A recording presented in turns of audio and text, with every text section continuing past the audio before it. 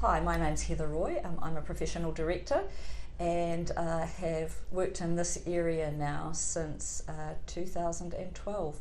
I've had a number of roles. I currently am the Chair of Financial Advice New Zealand, where I first met Mark. I am the independent chair of an advisory council to the Electricity Authority, the Security and Reliability Council, and I sit on the board of Port Marlborough, where I'm also the chair of the Health and Safety Committee. And through your consultancy TalkPoint, you do board evaluations. Yes. Which is our topic today. That's right. Yeah, I do quite a lot of governance training. Looking forward to talking about board evaluation. It's something that a lot of boards don't do much of or often enough.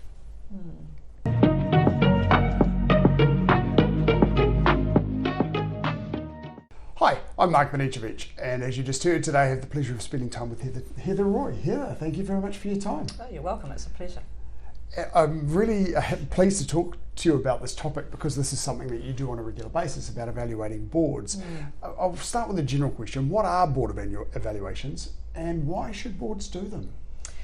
Right, well, board evaluations, it's pretty self-explanatory. It's where boards measure their performance either themselves or with an external party. And as I mentioned, boards should be evaluating their performance. We spend a lot of time evaluating our chief executives. We expect them to be evaluating their staff and their performances, the organisation's performance, and so boards too should be doing the same things. They should be examining their own performance. As Drucker said, what gets measured gets done, and that happens at every level of an organisation, not just at the operational level.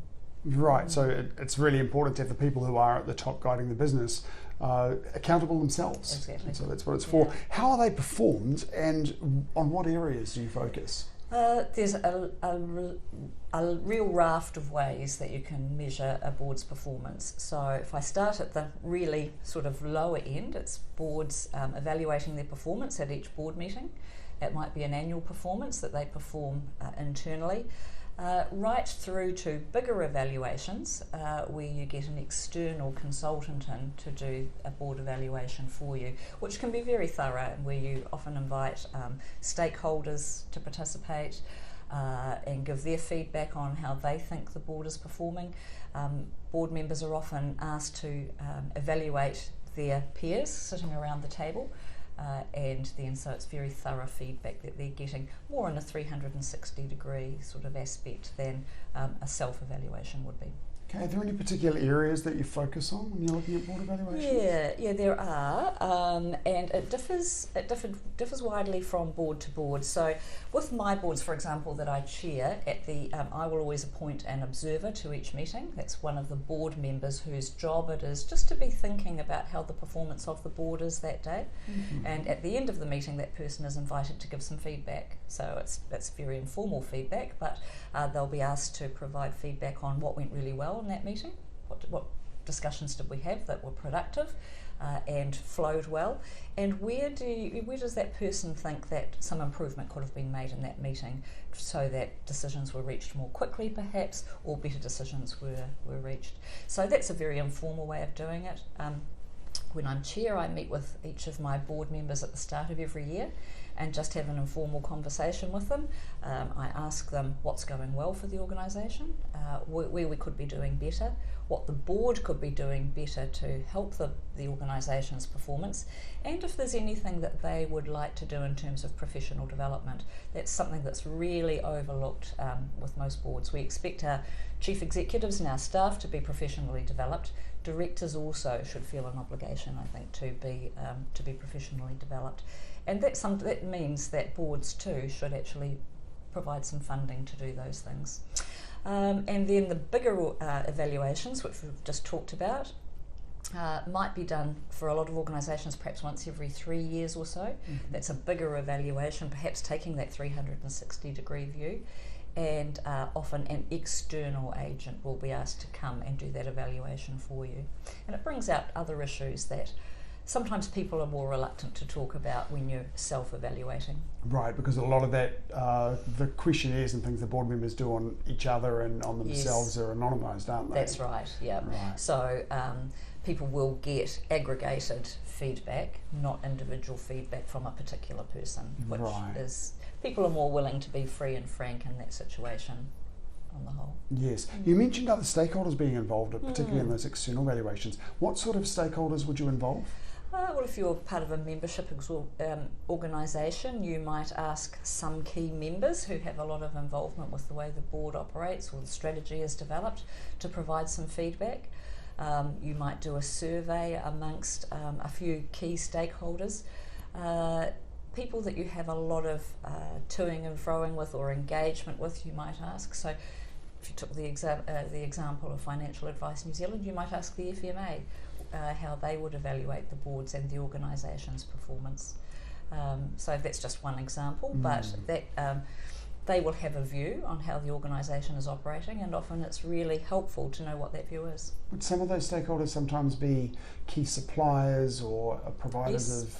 Yes, they could be. If they're involved with that. Yeah, it does depend on the makeup of the organisation and how it operates. So it might be key customers, it might be regulators, it might be other organisations that you aren't necessarily competing with, but who you have a lot of engagement with. Right. And how are they involved? Is it through questionnaires, or is it through focus groups or interviews? It can be any of those things. And often a combination is really helpful. Actually, you might interview a few key people and you might ask 10 to 20 other people to fill out a survey for you. So that's a big evaluation that you're undertaking when you do that stuff, but the feedback is invaluable. And you talked about doing that external one about every 3 years. Yeah. You're doing a kind of an internal one once a year when you're talking to each board member, and then each board meeting you've got somebody observing to give some feedback. Yes, and that way you're covering your bases. You're doing a variety of things to get the feedback.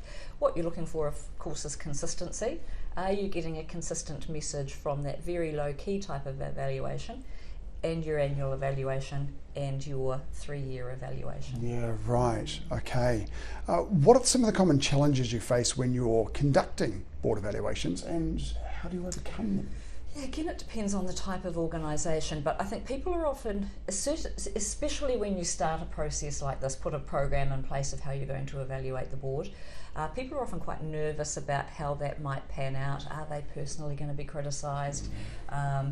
Is there any reputational issue that might come to the forefront that you'd be nervous about shareholders or stakeholders knowing about if the information becomes public?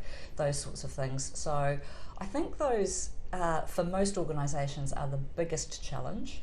I do find when I'm the external agency helping boards do an evaluation, the more confident an organisation, the more willing they are to bare their souls, because they want that feedback. They know they're doing a pretty good job, but they want that continuous improvement, which we should all be striving for. Organisations that aren't as mature or not as confident are often much more worried about what the outcome might be. And so you sometimes have to do a bit of cajoling to sort of get them to the point where the evaluation provides the best for the organisation itself. That actually modifies what I was thinking about asking you, and that is, I could see 3 scenarios where you'd have a board member who's never done an evaluation before. Yep. You'd have a board member who's done evaluations with other boards, but not necessarily with this particular company. Yep. And you have those people that are confident they've done it on a number of occasions with the same company or with the same group of board members. Yep. And I can imagine them reacting in different ways. Do you tend to find that people that have done board evaluations on multiple occasions before are more relaxed about it and more comfortable? I think they are. They've seen the process right through, they've seen what the outcome is, and hopefully they've seen the value in doing that so that the board's able to change some things or to operate more effectively. Sometimes it's really simple things too, like people aren't happy with the way the agenda is organised and want to see some change, but they just never raise it around the board table. Sometimes it's just little things like that that actually help them streamline their processes.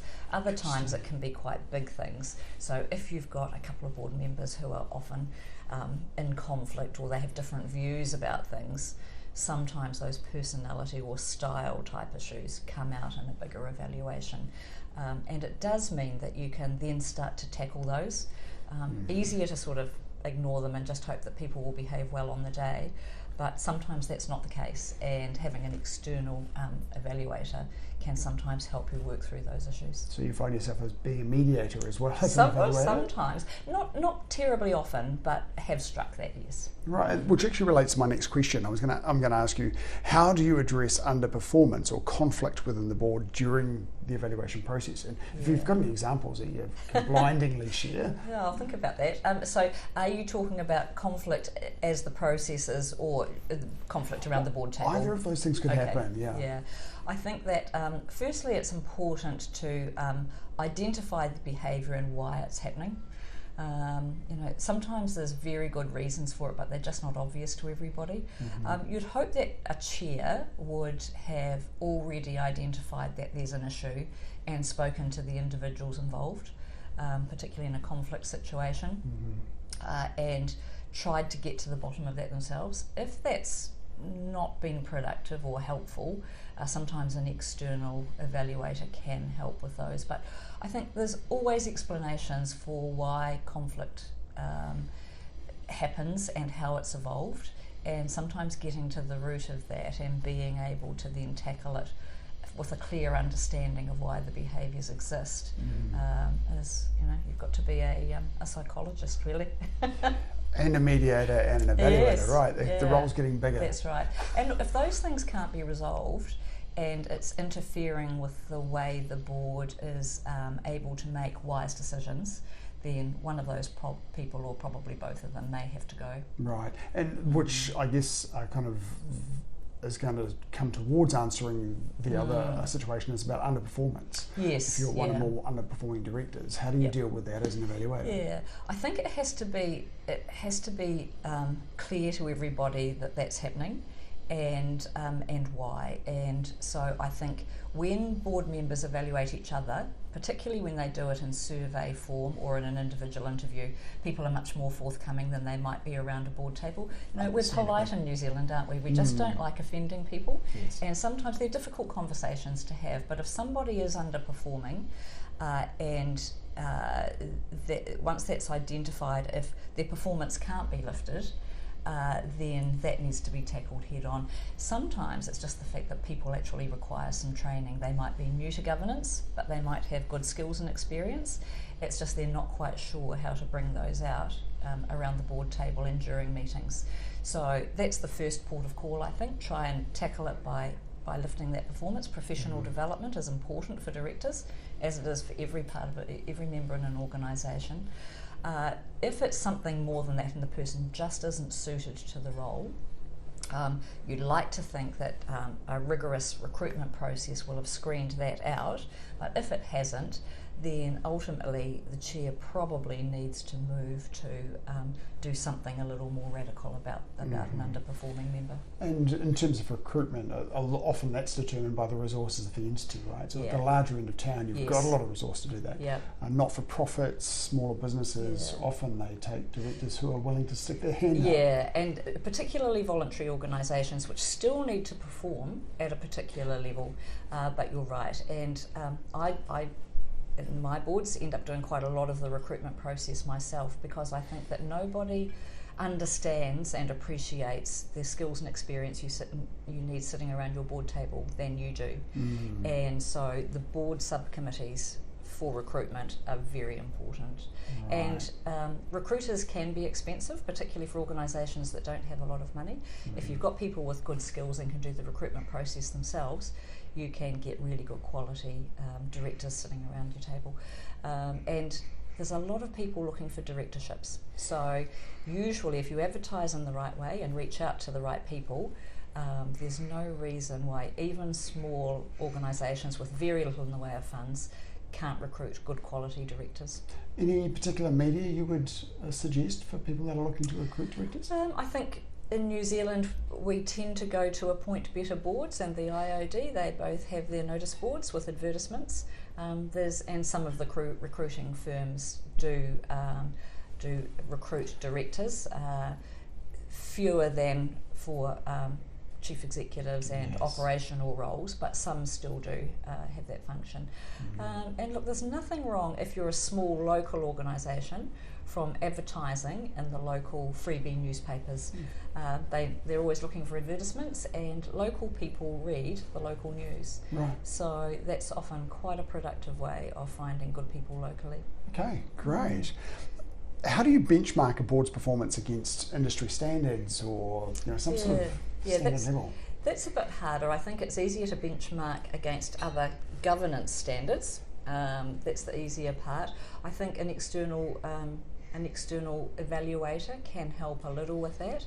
Information's there, but sometimes it's hard to find. And one of the problems, because New Zealand is a small market in the greater scheme of things, often you want to be benchmarking against your competitors. Yes. And so the sharing of that information isn't necessarily easy to get. No. I would say that boards generally know if they're doing a good or a bad job. There's a pretty good feel.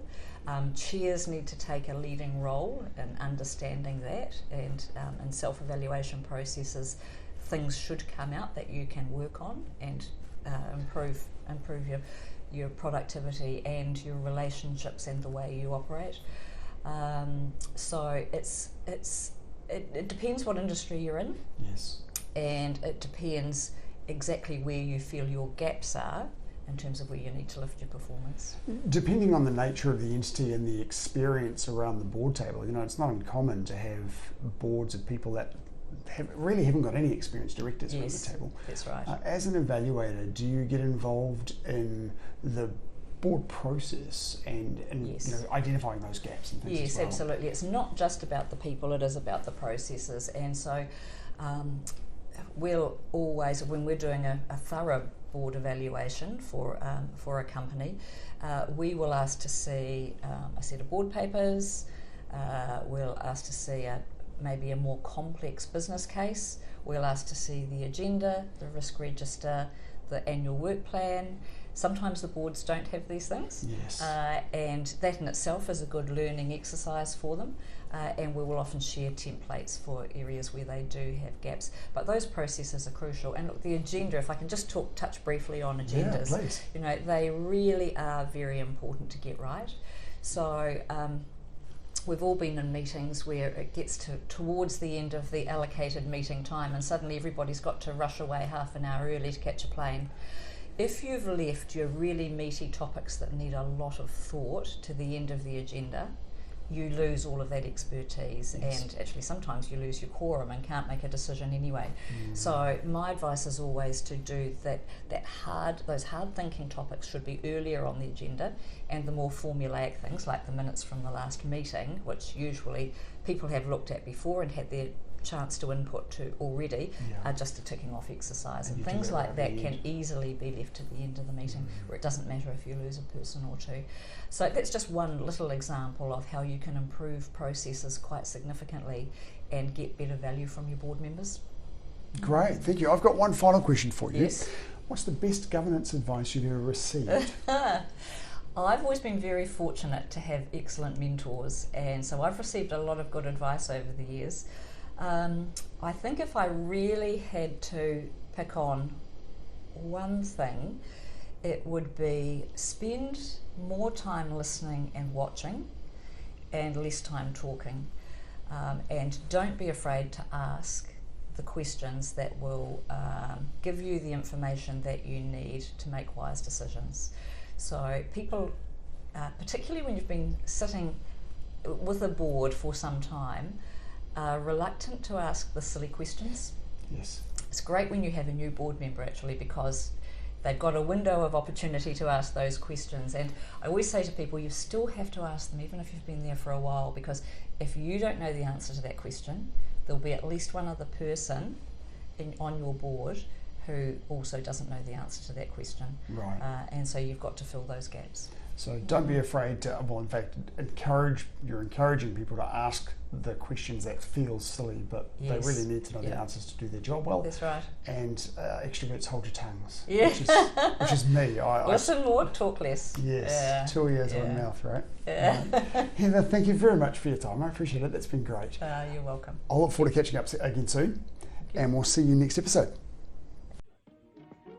Thank you for watching this episode of Governance Bites. We have more episodes on YouTube and your favourite podcast channel, where I interview directors and experts on various topics relating to boards of directors and governance. We'd love to see you back, and please like, subscribe, and share the videos and podcasts.